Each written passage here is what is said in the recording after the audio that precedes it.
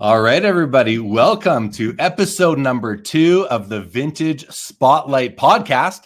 This is a spinoff of the Vintage Spotlight segment from Sports Cards Live every Saturday night on YouTube and wherever you get your podcasts. Vintage Spotlight itself is also available wherever you get your podcasts, Spotify, Apple, and everywhere else. My name is Jeremy Lee. I'm the host of Sports Cards Live, the co-host of the Vintage Spotlight. Leighton Sheldon, my partner. Leighton is he's the owner of Just Collect. He is the host of Trading Card Therapy. Leighton, here we go, episode 2. Are you excited? Very excited. Want to thank everybody for tuning into the first episode. We've had great feedback, guys. Thank you so much. We solicited for some viewer questions. Now that we're in episode 2, now that we have some viewers, we're going to be doing a viewer question segment at the end of the show. We've got one for tonight. Thank you to everybody who did submit questions on the Instagram poll. And Leighton, let's get in and jump in. We have a bunch of things to get to. We have our first guest coming on with us a little bit later in the episode, Leighton. But first off, the first segment that we are going to touch on is key sales from auction houses or elsewhere. And Leighton, you've got some interesting auctions that have caught your attention. Why don't you jump right in and let's get right into it? Absolutely. So for those of you that are not familiar, Memory Lane is another auction house in our industry, and they recently held an auction where amongst all the other great vintage cards they were selling, they did an entire set break, card by card, of every one of the 144 cards in the 1914 Cracker Jack set. And there's 2 particular cards that sold at auction that really caught my eye. The first one is a Shoeless Joe Jackson 1914 Cracker Jack in an SGC 4 and a Christy Mathewson 1914 Cracker Jack in an SGC 3. The Shoeless Joe Jackson sold for $90,967, and the Christy Mathewson sold for $145,906. And at first glance, you might look at both of them and say, wow, that's a lot of money for a couple cards that came with candy over 100 years ago. And it is. But as we take a deeper dive, believe it or not, I think, Jeremy, the Shoeless Joe Jackson, the price of it might have been a little bit soft, meaning I thought it could have sold for a little bit more at auction. And Mathewson, I think based on the research that I did, the price seemed quite healthy.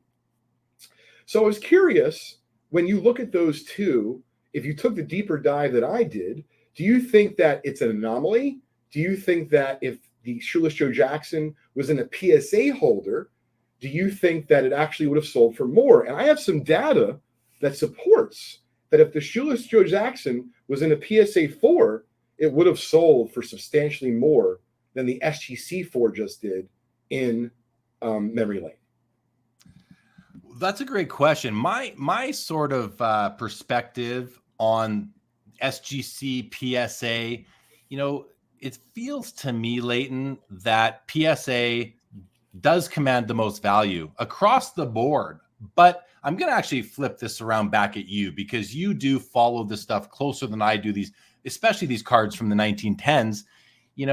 Does the vintage community, the Cracker Jack community, do they equate a card, an SGC 3 to a PSA 3?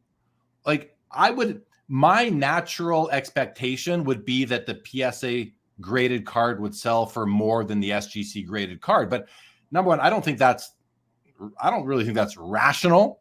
All else being equal, if the cards are the exact same, then they should sell for the exact same, regardless of whose holder they're in, because buy the card, not the plastic and paper.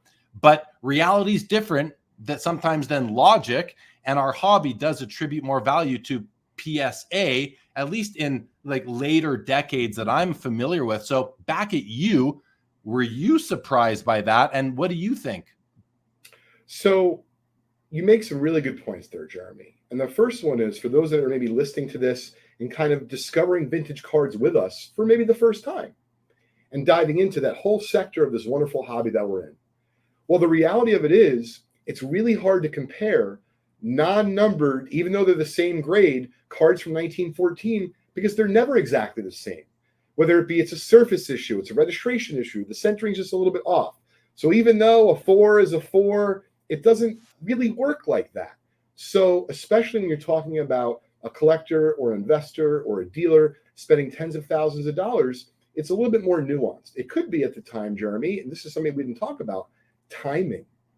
Meaning there was a certain collector who wanted that card in that grade for their set, and once they're filled, that price might change for the worse in the next time that card's offered at auction.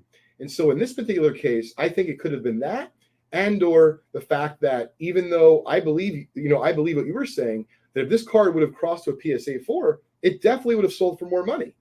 But yet, if you look at some of the data that I looked up here, in July of 2022, which is just a couple years ago, an SGC4 of the Shoeless Joe Jackson from 1914 Cracker Jack sold for $120,000. It sold for $30,000 more. Keep in mind that, yes, the market was really hot a couple years ago, but right now there isn't much hotter than 1914 Cracker Jack Shoeless Joe Jackson cards. And so I thought that was really interesting. And then this is a really another great data point, because we always talk about this in our industry. No matter if you use, let's say, Card Ladder for pricing or VCP for pricing, you got to zoom out a little bit. So if we zoom out here, Jeremy, like a decade, in 2013, an SGC4 1914 Cracker Jack Shoeless Joe Jackson, you ready for this? Yeah. It sold for $16,590. Oh my gosh. So if you bought it for that, you're feeling pretty good about the $90,000 sale. So once again, it's always about perspective. And in this particular case, I don't know exactly what happened, but I did find it really interesting that as hot as Shoeless Joe is, and remember I had mentioned to you off air, but it's important to mention here, what really struck me is I myself, as the owner of Just Collect, actually purchased and sold at auction a 1915 Cracker Jack Shoeless Joe Jackson SGC2, so a little bit lower grade, but keep in mind, 1915 is much easier to find than 1914. I sold that at REA, Robert Edwards Auctions, in December of last year for $48,000. So when you compare the rarity of the issue and the grade, to me, that Shoeless Joe Jackson that just sold at auction should have been $100,000 plus. Yeah. Wow. Okay. Lots of great information there. And I made some notes as you were speaking, because there's a bunch of things that I want to address. First of all, you talked about timing. It cannot be overstated how important that is. When is the card being sold? When during the calendar year? Who's in the market for the card at that time? People are coming and going regularly. So you might have had two people that bid a card up to $130,000. Well, guess what? The guy who bought that card, he's now got his copy. He's likely not going to be in on the bidding action the next time the card comes up. So comps aren't always indicative of where a card is going to sell. You might think, well, the last one sold for 130. I should get 140 for mine. Well, you might get 110 or 120 because the guy that bid it up, he's out. He's not even following that card anymore. He's got his copy. The other thing is that, like you said, no two copies are the same. You got to zoom out. Sometimes you got to zoom in, actually, Leighton, and look at the cards. Don't just go by the numbers you see on VCP or Card Ladder. Look at the cards. Could be a vast array of eye appeals within an SGC3, a 3.5, a 4, PSA, all these things. So you might say, oh, that seems like too much for that card or not enough. Well, look at the card. Look at the card, everybody. That's so important. We are buying cards, not plastic holders. You also just mentioned, Leighton, the 1915 Cracker Jack. We were talking about 1914s. I'm aware, as you certainly are, that there was the 14 and the 15 set. Let's use that as a segue into the next segment of our show, which is deep diving into these sets. And you are the expert in the 1914 and 15 Cracker Jacks and the nuances and the differences between them. So I want to put it back to you, Leighton. Can you educate us a little bit on these two? I'm going to call them magical sets, because they truly are. These things are beautiful, and we're going to see if we can edit in an image of these onto the video version of this podcast. But back over to you, Leighton, if you can take us through some of these nuances between the 14 and the 15 Cracker Jacks. Absolutely. So as Jeremy mentioned, the 1914 and the 1915 Cracker Jack sets are two of the most magical and iconic baseball card sets ever made. Keep in mind that when they were made, they were utilized to actually sell, believe it or not, more Cracker Jack product It had nothing to do with the cards. So that's what's so interesting over 100 years later. To talk about the differences between the two sets, first, the 1914 Cracker Jack set has 144 cards. The 1915 Cracker Jack set has a few more cards, and that is complete at 176 cards. But believe it or not, that is not the major difference. As we were just talking about the other day, something that you weren't aware of, and I think a lot of collectors are going to be riveted at this fact I'm about to share. So in 1914, with the 144 subjects in the Cracker Jack set, the only way to painstakingly complete that set back then was to get them out of the boxes one card at a time. And it may not seem that revolutionary in today's hobby, but in 1915, when they increased the set by 32 cards, they didn't just do that. They actually presented an opportunity, believe it or not, to collectors. And I use that term because I don't know what a collector looked like in 1915. But believe it or not, the first factory set was born in 1915, and that was by Cracker Jack. They allowed collectors to send in a certain amount of coupons from the product, along with the order form, and in return, you could order, believe it or not, a factory set of Cracker Jack 1915 baseball cards that would come complete with an album. And I believe, I was trying to Google it before today's episode, there was a major find of a 1915 Cracker Jack set, and I believe it was a few Cleveland Nationals ago. And this year's National, that's right, it's in Cleveland, Ohio. So is the magic going to happen again? I'm not sure. But the last difference I wanted to talk about with the 1914s, the 1915s, something that not a lot of folks necessarily know, is the 1914s, the cards themselves, they're just a little bit thinner than the 1915 version of the Cracker Jack cards. Therefore, they're even more brittle, they're even more condition sensitive, and the fact that they came with the candy that we all love with the caramel, and yet in 1915, you had the opportunity to get uncirculated, if you will, Cracker Jack baseball cards. The differences are night and day. So if you look at the pop report, in 1914 Cracker Jack, there is a total of 5,455 cards graded by PSA to date. Well, in 1915 Cracker Jack, just in PSA alone, there's almost 3 times as many cards graded at 14,544 cards. So the 1914 is the rarer set, the tougher set. It's also the more brittle set. So they actually upped the quality in 1915. That makes sense. They were evolving. They grew the set as well, and they even evolved the way that they were distributing it, which is pretty cool. Have you ever seen the packaging or one of these original complete factory sets in the original packaging? Well, I've seen the album before, and we're going to try for the folks who are consuming our podcast on video. We'll see if we can find something from Google. I believe that we'll be able to and share it. It reeks of the time period, Jeremy. It's just so innocent looking, but yet you know that if it contained the cards, you're talking about major, major dollars. Now, Leighton, you deal with the gamut of vintage baseball and other sport collectors and owners of cards. Here's a question. The T206 set, very widely collected. The Cracker Jack set or sets, I feel like they're pretty widely collected too, but can you, just from your gut feel, what is the ratio of T206 collectors to Cracker Jack collectors? Do you have a feel for that? Yeah, it's interesting, Jeremy. No one's ever asked me before. It's a great question. And the answer, which I'm going to give you in a second, is complicated. Because if you looked at some of the literature I was sending you on the Cracker Jack set before our podcast, part of the challenge with the Cracker Jack, if you will, issues gaining tons of momentum is in particular the 1914s. They're just really tough to find. And on top of that, they're really tough to find in nice condition. So it really complicates things in terms of, I think that if there was the same amount of supply and the cards were, readily available, I think there'd be more Cracker Jack collectors. But if you had to ask me how many people are actively completing an T206 set, versus a 1914 or even an easier 1915 Cracker Jack set, I might tell you it's like 50 or 100 to 1. I was going to guess 50 was I thought you were going to say 50 and you did. That's interesting. And the Cracker Jacks, listen, the T206s are beautiful. Many of them are beautiful, the nice portraits. The Cracker Jacks, to me, are on a whole other level. I look at the Shoeless Joe Jackson card. I look at the Honus Wagner, the Mathewson, the Ty Cobb, and I'm just like, these things are like, to me, it's a dream to own one that is in nice, that has some nice eye appeal. They're wonderful cards. And I'm glad that I got to learn. I hope some of our viewers and listeners were informed here and educated on some of these nuances that they didn't know about. I certainly was.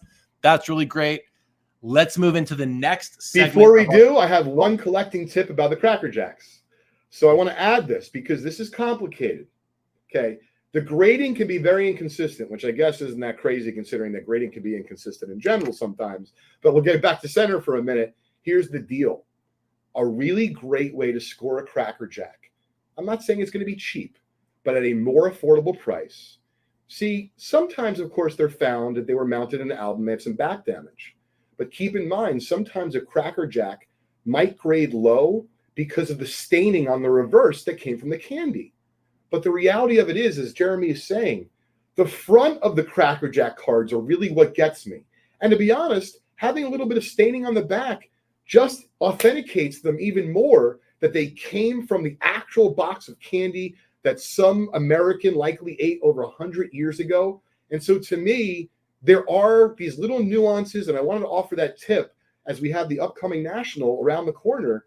Don't be afraid to look for ones and look at it and say, wow, the red's really bold. What's wrong with it? If there's something wrong with the back, you can only pray it's staining. That to me just makes it even cooler, and you're going to save a few bucks for your pocket. I'm on the same page. I love staining on the back of my vintage cards. Like 51 Sure. Bowmans have it a lot of the time. Yes. I love staining on the back of a vintage card because it just makes me feel like the card is au natural. All right. The next segment of our show we call Vintage Trends and Observations. Luckily, we're going to tie it into this theme that we've been talking about so far. And Leighton, you brought this one to the table this week, so I'm going to hand it back over to you and get ready to share some of this some very important information. Absolutely. So the first thing I wanted to share with everyone is there's a place on the web. There's a website called net54baseball.com. It's a shout out to my buddy Leon Lucky. He is the owner of that website.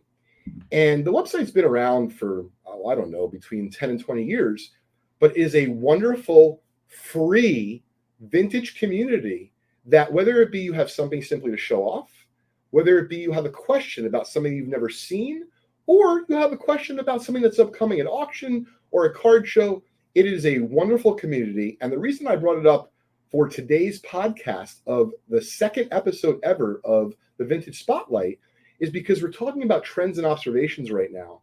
And there was a wonderful post recently on net54baseball.com that had to do with an individual particular collector who actually not only consigned, believe it or not, some cards to memory lane, which remember we talked about some of those Cracker Jacks just a few minutes ago that sold in their auction. Well, this collector had consigned a number of Honus Wagner and Ty Cobb cards to memory lane's auction. But give them a lot of credit. They didn't just consign the cards. They sat down with someone at memory lane, a representative of the company, and they made literally 3 valuations of each card. So to be clear, for each card that he sold on consignment, he made a low column, a middle of the road estimation, and a high value. And as Jeremy's about to pull up the information, I thought, as even though I believe in general Shoeless Joe Jackson cards are hot, Honus Wagner cards have cooled a little bit, and I believe Ty Cobb cards have cooled a little bit even more. But rather than just talk about it, I thought, let's take a look at the data and give some credit to Rochkiss, a collector on Net54, who was kind enough to share not only the cards he consigned, but actually how they performed against the estimates. Now, Jeremy, if you'd like, I can continue from here, or would you like to talk about a couple of the particular highlights in regards to, let's say, some of the notes he made about the 8 Ty Cobb cards or a couple of the Wagner cards? You know what? I mean, I'm going to let you address these notes, which I've shared on the screen now for people who are watching. If you are listening on podcast, Leighton will go through it. But one thing, that I do want to just sort of mention for myself is that as far as this being, trends and observations, high level, Shoeless Joe is hotter than usual, while Ty Cobb and Honus Wagner have cooled down. And this data here sort of backs that up, at least from this particular gentleman's submissions to the memory lane auction. And the interesting thing here is, Leighton, that players who've been dead for 100 years can get hot and cold, and that is because this is a trend. It's trendy. People, one person shows a great card, other people, they gain interest. Maybe they go purchase one, more demand increases the price, then they get their cards in their collection. They don't need one anymore. Like right now, I want to acquire a T206 Ty Cobb. So I will bid on a couple, drive up some prices along the way a little bit until I buy one, and then my bids will disappear probably forever because I don't need 2 copies. So trends are interesting because they're also based on people coming in and out of needing certain cards along the way. I'll just leave that at that. But let's, if you don't mind, Leighton, address some of this information. Really glad that you brought up that point, because T206 Ty Cobb happens to be a relatively easy card to get. But as you get a little more nuance, for example, with Cracker Jacks, which are not nearly as easy to get, you bring up some great points there that even though there's supply and demand, when the supply is very limited and the demand drops off by just 1 unit, meaning 1 collector, that could substantially impact the demand for a future card to be sold at auction. So in this particular case, this collector consigned 12 Honus Wagner cards, not including team cards, to the last Memory Lane auction. He sat down with an auction employee for Memory Lane and created, as I just mentioned, a low, mid, and high value for every card consigned. All right, let's get to the data. The 12 Wagner cards finished 14.16% above their low value estimates, just 2.3% below the mid value estimates, and 15.4% below the high value estimates. And the reason why I think that's important is because if you had said 6 months ago or 9 months ago, I believe this collector thinks that all of these cards would have been above the high value estimate. And to be clear, this person is still a true collector, but like many collectors do, as cards, even vintage, believe it or not, get hot, folks will move out of some of them, redeploy that capital into other vintage cards that may not be as hot. And really, I've seen that done not only well, but time and time again. So the next subject I wanted to cover was the Ty Cobb cards. And I really appreciated what he wrote here, because, a lot of people, Jeremy, when they sell cards below, let's say, their estimates, they're not proud, they're not happy. But I really do appreciate what this collector did, because he's helping other collectors identify what's happening in the market. Maybe they now feel comfortable to go after a Ty Cobb card, Jeremy, because as you just said, you're looking for one yourself. If prices are down and I've been looking for a Ty Cobb card, maybe it's a nice time to buy one. Mm-hmm. So he says that he sold 8 Ty Cobb cards in that auction, and only 2 of them, that's really interesting, only 2 of the 8 even exceeded their low evaluation, with many finishing well below the low value. So if you just take that data right there, what he's saying is that Ty Cobb versus the Honus Wagner, his estimates for both, the Ty Cobb cards on average did well below the low estimates, whereas the Honus clearly performed a little bit better. And I thought that was really interesting to share with everyone. Yeah, that is. And it's really nice to see such the amount of detail that this collector on Net54, who goes by Rotchkiss, that they went through the process of meeting with Memory Lane, coming up with their 3 different valuations, and then reporting back on it with percentages. That's not just someone off the cuff saying, oh, I think Ty Cobbs are down in value. No, they're bringing legitimate data. And so that's really interesting. I thank you for bringing that one to the table here today on episode 2 of the Vintage Spotlight segment. So, okay, good stuff, Leighton. Are you ready to move on to the next segment of the show? Yes, I am. Okay. So we do have several segments, everybody, that we are working through on our episodes of Vintage Spotlight. This is episode 2, as you know. but we're not necessarily going to address each and every one. So we're going to move into right now what we call fresh to market. This is where, usually Leighton discovers a collection or we hear about a collection through social media.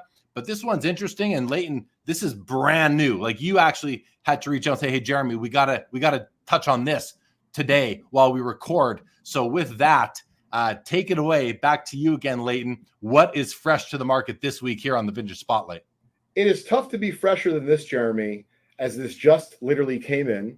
Now, to be clear, as most of the folks who are familiar with me know, I'm a vintage card expert. I'm a professional treasure hunter. I spend 7 days a week, 365 days a year, looking, dreaming, thinking about vintage cards. Now, as a collector, which I still am, I do collect cards, but I also collect old photos, autographs, and memorabilia, and it runs the gamut. So this individual reaches out to our company, Just Collect, and says, I'm getting married soon, and I'm helping my fiance clean up the family's belongings. And I found this really interesting, little shoebox, and it appears to be a bunch of autographs. And, at first you hear that, and you're like, great. Who do you have? So they purport to have over 150 Hall of Famers, some of the lesser known Hall of Famers, but still really cool, like Lefty Grove and Max Carey, and then some of the better ones like Dizzy Dean. And I'm going to save the surprises for when I show them on camera. So what's really interesting about autographs versus cards is I am not an expert. And even though I'm not an expert, I generally go with my gut in all facets of my life. And I've had these autographs before, and I think they're real. But just because I think they're real, and I want to make sure that this is clear to whether it be you're a collector, you're an investor, you're a dealer, Jeremy, I didn't try to be a hero with this collection. What I mean by that is I could have bought this collection from this woman for probably even less, lock, stock, and barrel, and taken all the risk of getting the top autographs authenticated. But try to treat people the same way I want to be treated myself. I want them to treat my son, my other family and friends. And so I explained to her, hey, just like I did to you, the audience listening to the second episode ever of the Vintage Spotlight, I said, listen, I'm not an autograph expert, but my gut tells me that these autographs are, in fact, authentic. So before I show them to you, what we explained to her is that, hey, we're going to get the best couple authenticated, and as long as they pass PSA authentication, we already talked about the numbers, we have a deal in place, and she said, great, I really appreciate you helping me out. So without further ado, Jeremy, I'd like to start showing off just a handful of the highlights of this incredible collection. So if you're wondering, folks, that's right. The first example I'm showing you is, in fact, Jackie Robinson. It says best wish. I don't think it says best wishes.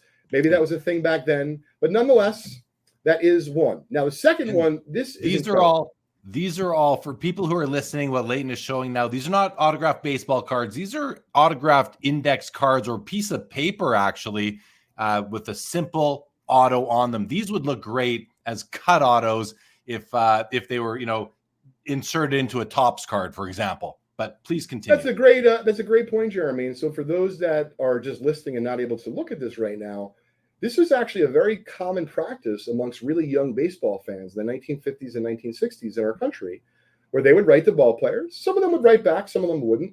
But they were definitely a lot more innocent times back then, and certainly lower inflation. So anyway, getting back to center here, this is the first Jackie Robinson. You might say the first, well, Leighton, how many Jackie Robinsons are there? So get ready for this one. So this is super cool. This, for those who are not able to see it, I'm going to read it. It says it's on a little, it's not quite a 3x5 index card, but it's like a 3x5 piece of paper, notebook paper. It says, Dear Mr. Robinson, I would appreciate greatly if you would take time to autograph the included items. Thanks very much. And I don't know, it says best, I'm not sure the name, but you flip it over. I don't know if Jackie signed the other items, but I can tell you what Jackie did sign. He signed the other side of this note. Best wishes, Jackie Robinson. And so if that doesn't get you going, and I have goosebumps right now, there's actually a third Jackie Robinson 3x5 in this collection. But let me tell you right now, I hope you're sitting down. This is going to blow you away. This looks like a mint signature. Wow. Look at the quality of this. That is beautiful. And you have the inscription as well. Probably my favorite inscription because it is generic and can apply to anybody.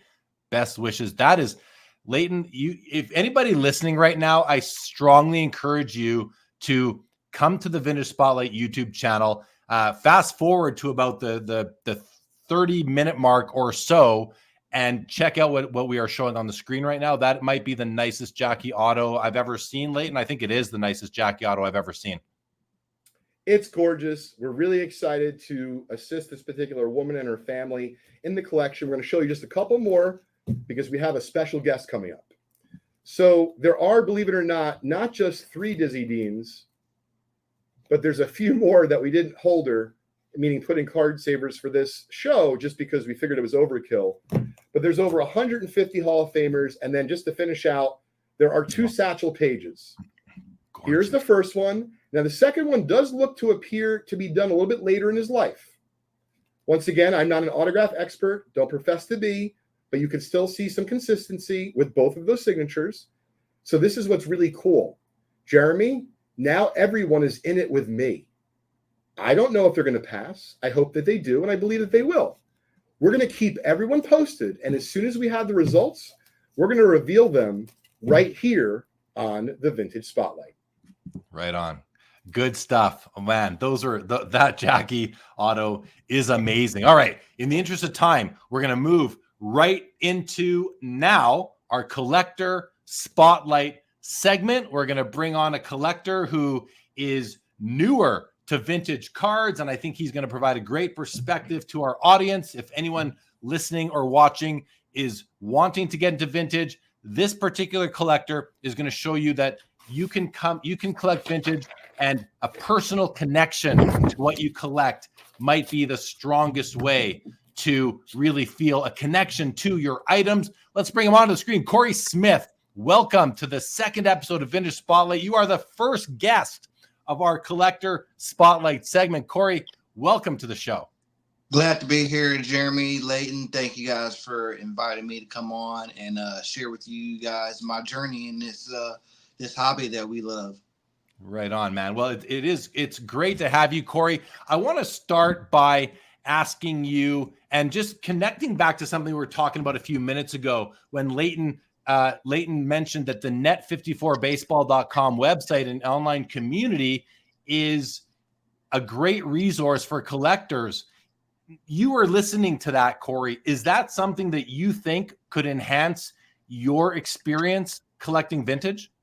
Oh, for sure. For sure. And I hadn't heard of it until Leighton just spoke about it. You know, I see so much of collectors on Facebook groups, but, you know, a place where it's dedicated to people that collect vintage baseball cards like myself. That's wonderful. So I'm definitely going to go in there, create my own profile, and get to searching for more of the cards that I like to get. Well, let's talk about the cards that you like to get. So you recently got back into the hobby about a year ago, Cory. I know this. We've spent some time chatting. Mm-hmm. Why don't you kind of tell the audience and let us know what brought you back into the vintage section of the hobby, into the vintage segment, and you know, how did you go about launching your journey? Well, what got me back into it was a coworker. We just started talking one night. And he's like, "Yeah, I'm into cars.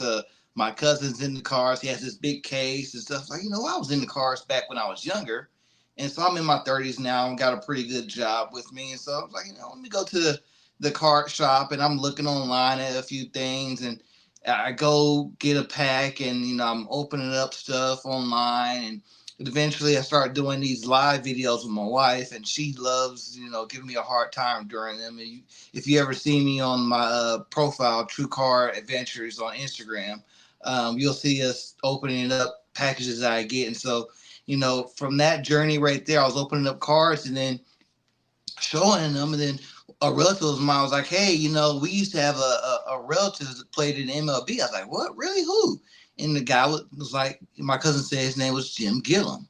And I had never heard of Jim Gillum. Never heard of him whatsoever. So did research and was like, okay, he played for the Dodgers. He's played in Dodgers in the 1950s. So I was like, wow, I used to play with Jackie Robinson. So I go to my local card store here in Indianapolis, and I just going through there, and I'll go to shout out to my guy Andy at Indy Card Exchange. They're great store, great guy. And Great I just guy. happened to be searching for a card, and I came across this one. Jim Gillum, 1960 Topps card. Just an absolutely amazing card. And I was like, wow. Like, I was just so stunned. It was like $1. All right. And I'm like, okay, now I'm hooked. So from there, I'm going, I'm looking for other cards online. I'll keep getting stuff and keep getting stuff. And then now it's turned into me having, like, I would say I have close to 25 of his cards now. And last year at the National, that was mainly what I was hunting for. And so I'm going from table to table looking for his cards. And sometimes I would get lucky and get one of his cards. Other times I would go through the whole lot, and they had all kinds of cards, but they wouldn't have his card in his lot. And it turns out, like, as I did more research, he was not only did he play with Jackie Robinson, he was the guy that really replaced Jackie at second base. But he played all over the field with the Dodgers in that time. He didn't pitch, he didn't play catcher, but he played all in the outfield. He played first, second, third, shortstop. In 1953, he was the NL Rookie of the Year, and his rookie card was the main card last year when I went to the National that I was searching for. And I found one card and it was miscut, and I didn't like it, but it was like, after going to 10, 15 tables of vintage stuff looking for a card, the more you strike out, the more you're just willing to accept what you find. And so the guy was wanting like 120 for it. I was like, I can't do it. It was raw. I couldn't do it. So I was like, I'll pass, buddy. I go to 2 more tables down. I get lucky. Guy's like, yeah, I got a Jim Gillum card right here. And it was raw at the time. It had a stain on the back, but I just loved it. He gave me a great deal on it, and I sent it off to SGC recently, and I got it back. It's graded and authentic. So, but this card is just absolutely phenomenal. Absolutely phenomenal. And like the people that I've come across in this hobby that are big time Dodgers collectors because of guys like Jackie, Duke Snyder, Pee Wee Reese, Roy Campanella, a lot of those great Dodgers, Sandy Koufax as well. It's like, oh yeah, we're very familiar with Jim Gillum. He was a great player. He was the guy that helped them win 4 World Series. He was a guy that was an all-star 4 times. It's like, wow, I can possibly had this connection to him, and it's so cool. Like, he's from Nashville, and it's funny because I lived in Nashville, and I would go to this bar, like that was dedicated to him. Never knew it. Yeah, it's on a street that's dedicated to him. Never knew it. Never knew he was. Pardon me, because by the time I got in the car, I already moved back to Indy. So, like, he's from Nashville. My mother's side of the family is from Georgia, but their last name is Gillum as well. And so, like, I don't want to say it's that common of a nickname, but like, it's almost one of those things where he could be a distant relative of mine, but I just think it's such a cool thing, even if he's not, he still is. Like, this is my big cuz right here. Like, this guy played with Jackie Robinson. He was a Negro Leagues player. I just went to the Negro League Museum in Kansas City this past weekend and saw a lot of his cards on display, and they had a display talking about a lot of great Negro League players back in that time. And it's just really cool to see that and have that link to history.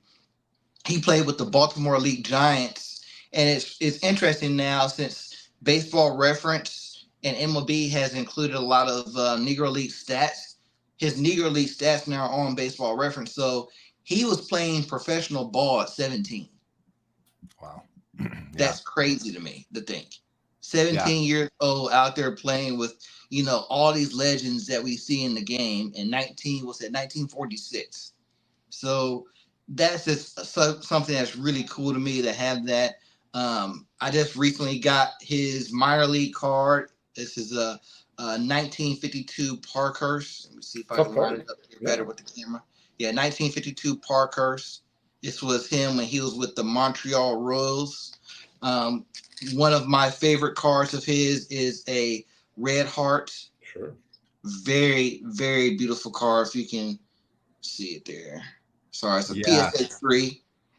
Cory, those are really cool cards. What I love the most about the story is that, your story, you come back into the hobby after, a colleague tells you he's collecting cards, and now you've dived right into a specific player. I'm sure you collect other things too, but that personal connection, or even the possible personal familial connection to a player, is driving you through. Leighton, do you come across a lot of collectors like Cory or any that kind of come in and find a connection, and doesn't it just warm your heart to hear him speak so passionately about it? All of it does. It's been a pleasure getting to know you, Cory. And I would say almost weekly or every other week, we get someone on eBay who will say, hey, can you do any better on this card? And by the way, this person's my long lost cousin or my great uncle or whatever the case. And I never know if they're telling the truth or not, candidly. But I have to imagine Cory is not the only person who has either been kind of reeled back into the hobby, or there's a lifetime hobbyist or hobbyists out there that, because their dad used to play in the Cincinnati Reds, and even though he only got 2 at-bats in the majors, they're a lifelong Reds collector. Yeah. So I think, and this is why it's such a great guest for us, as our first guest, and I really appreciate your time, Cory, and being patient with us here on the Minute Spotlight, is that we could all be Cory, right? Jeremy, you and I sometimes, we're a little jaded. We've been collecting for a long time. I mean, I do this professionally. I'm still a collector, Cory. But we sometimes forget that there's, first of all, hundreds of millions of people that live in America. But of those folks, certainly a lot of sports fans, but there are thousands of people who've played professional ball. So their family and their descendants are somewhere. Yeah. And so I think that there's probably, it's such a great point, Jeremy, there's probably more family collectors than we think. They just may not make it public. They may not have an IG account like Cory. They may not have an understanding wife like Cory's wife who's willing to open up videos with them.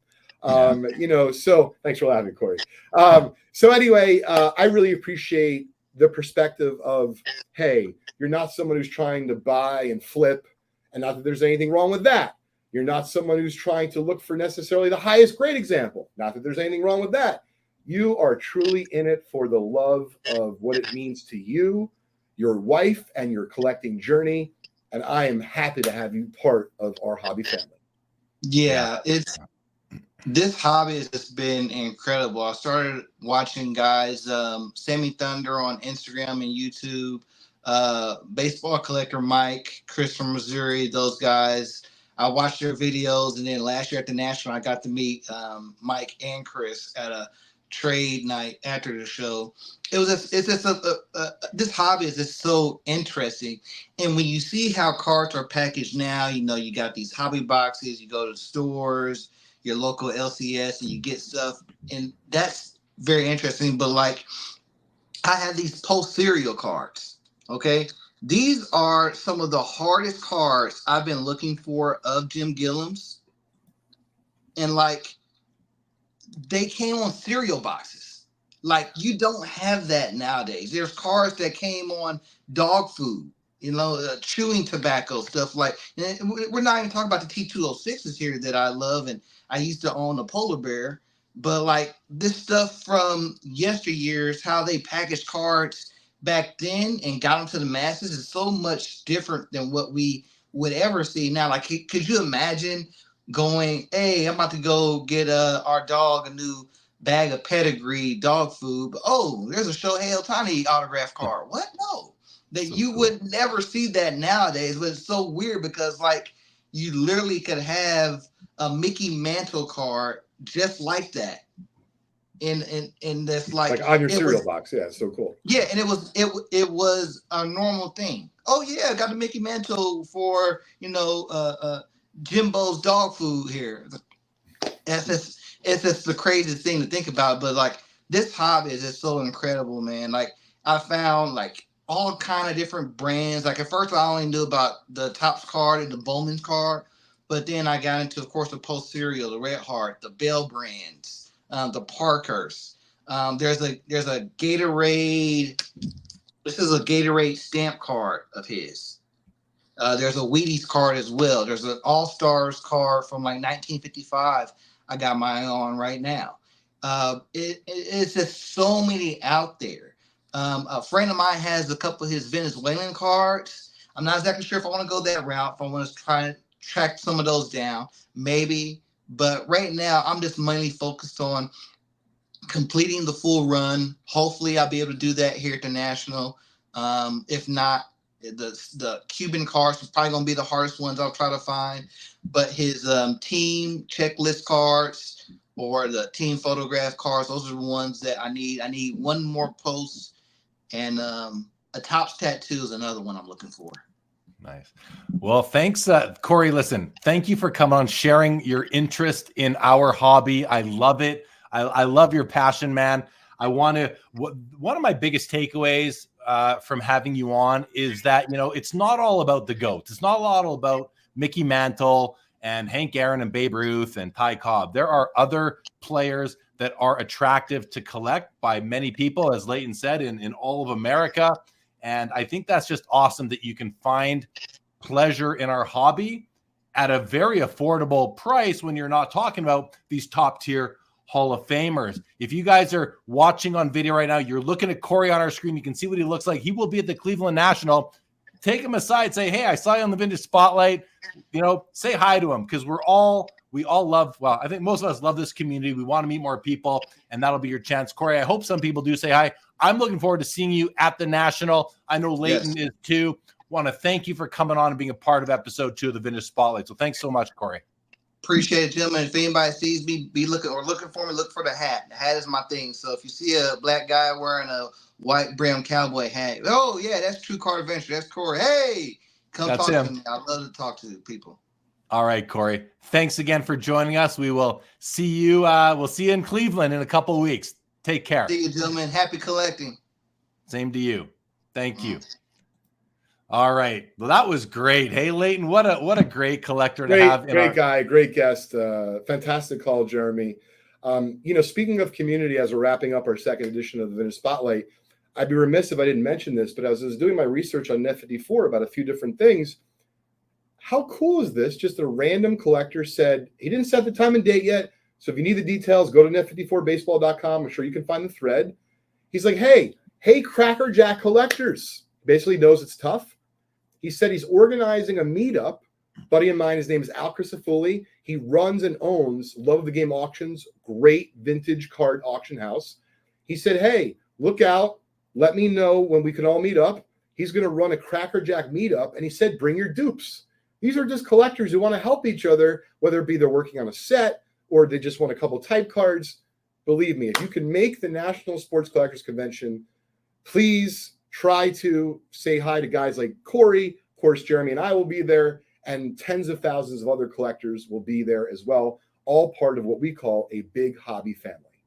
Exactly. Well said. Well said. Okay, we're going to now move into our final segment of episode 2, and that is viewer listener questions. We solicited for them on Instagram the other day. We had several submissions. We've chosen one, and this is the one we're going to go with today. This came in from an account on Instagram called @Perimeter Collectibles. Want to thank that individual for sending the question. The question is as follows: should a player's passing, i.e., Willie Mays, rest in peace, impact their card values? This is a great topic. It's a great question. The question is, should the passing impact the card values? Leighton, I'm going to jump right in, and I'm going to say yes and no. Yes and no. Yes, because they're in the headlines. Their career is being retrospected across various networks, across social media. and people get nostalgic and they say, he was a great player. He's now passed on. I want to add a card to my collection to remember this great man, the great legacy, especially if we're talking about a Hall of Famer, someone that is really noteworthy. And in this case, Willie Mays, certainly noteworthy for the past several years. He was known as the best living baseball player who is no longer active, I believe, maybe even active as well. So, I see why these values do change as a player passes away, but you have to be careful. This can be a trap for the collectors because it doesn't usually take too long. And I'm speaking from experience watching this market for over 40 years. It doesn't usually take long for those values to then come back to very close to where they once were before the player passed away. Those are my thoughts, Leighton. The question was not do they, it was should they? And that's an interesting distinction there. I'll let you take that piece on if you don't mind, and whatever else you'd like to say about it. So I'm going to kind of leave what you said and let everyone know I don't know that I can say it better as far as the cards. But you put it very succinctly. He said, should it? And so I'm going to now, because we did talk about autographs in the show, should a player's death impact the prices of their autographs? Yes. And the reason being, it's very logical and a little bit morbid, is because there's no more supply. Only the demand will likely go up. The supply is now finite. And so to be fair, right, and I don't pay that close attention to Willie Mays autograph prices, but I have a feeling that if there was a bump in autograph prices, Jeremy, that's a little bit more difficult to contend with, to think that they're going to come back down to earth versus the cards. I agree with you. I think you're going to see a sudden spike because of the actual interest and whether it be ESPN or news outlets covering that person's career. But I think the autographs is a little bit of a different animal, and it's just something to keep an eye out for in your collecting journey. Yeah, great. Yeah, well said. I'm glad that you took it to the autograph side. That's very important. And I think that will be slightly impacted by what is the volume or the population of, say, Willie Mays autographs in the market right now. Was he a notorious signer? Was he at the National every year signing hundreds or thousands of autographs? Is there a limited supply such that the now being finite feature of them would impact the values? And then there's a whole discussion we could have around the ethics of profiting or putting cards for sale of a player who's recently passed. There are communities out there that are really focused on a certain player, and if that player passes away, I've seen communities say no selling of cards for 2 weeks after this player passes away because they want to respect their hero. I think that's noble. Do I think it's a must do? Personally, no. I think that the world we live in, if you're Leighton Sheldon, owner of Just Collect, and you've got your inventory online, you've got a dozen Willie Mays cards, should you delist them because he passed away? I don't think. Now you're not allowing people to enjoy his cards that want to buy them. You're limiting their selection and maybe increasing the price there because supply comes down. That could be a whole other discussion. Maybe we'll have it another time. But we are past the time that we wanted to go for this episode. We're trying to keep these as short as we can to keep you guys involved and interested in what we're doing. I think listen, Leighton, this was a fun episode. I think we touched on a lot of great content, data. Cory came on and told his story.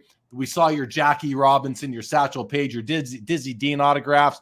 We got to shout out Net54, which has been around so long as one of the just the most important message board communities in our hobby.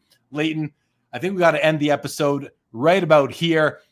I want to thank everybody for joining us and supporting the Vintage Spotlight podcast. If you are not yet subscribed on YouTube, please take a moment and do so. Leave a review, leave a rating on your podcast platform. That helps the show. We greatly appreciate it. I'm going to say goodbye now. I'm going to let Leighton say goodbye. Then we're going to play our outro, and we will see you guys next time. Go ahead, Leighton. Thank you so much. I greatly appreciate each and every one of you for giving us a chance here at the Vintage Spotlight. I hope that we're bringing you some entertainment as well as value along your hobby journey.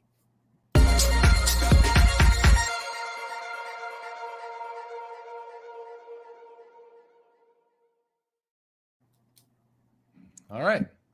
Great. I'm going to end the recording.